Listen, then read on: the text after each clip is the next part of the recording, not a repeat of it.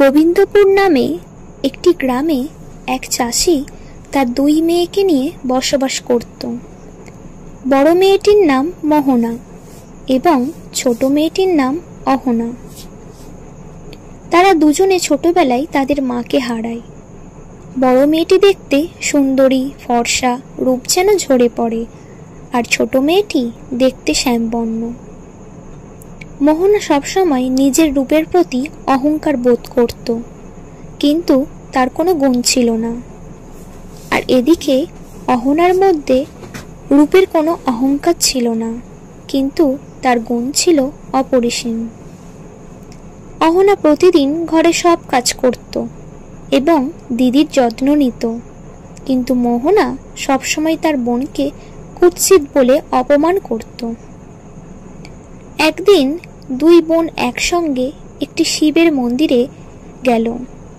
মন্দির থেকে ফেরার পথে রাস্তায় একটি গাছের তলায় একজন কুষ্ঠ রোগীকে তারা দেখতে পেল। কুষ্ঠরোগীটি মোহনাকে ডেকে বলল, আমায় একটু জল দাও মা, বড় তেষ্টা পেয়েছে। কিন্তু মোহনা বলল, ছি, তোমাকে কি খারাপ দেখতে? তোমাকে জল দিলে আমার হাত নোংরা হয়ে যাবে। এই বলে মোহনা চলে যায়। কিন্তু এরপর কুষ্ঠরোগীটি যখন অহনার কাছে জল চাইল, তখন অহনা তার মায়াযুক্ত আর্তনাদ শুনে তাকে ঘটি থেকে জল ঢেলে পান করতে দেয়।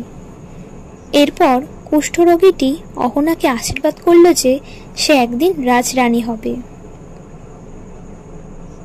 এরপর কয়েক মাস পরে এক রাজা আসে চাষির বাড়িতে বিয়ের প্রস্তাব নিয়ে। চাষি তার দুই মেয়েকে সাজিয়ে নিয়ে যায় রাজার কাছে।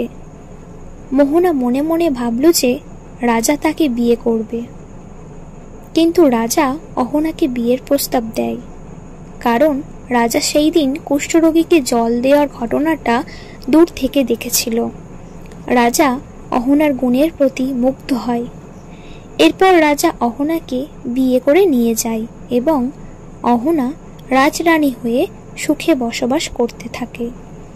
আর এদিকে মোহনা বাড়িতে কাজ করতে করতে তার রূপ বিসর্জনে যায়।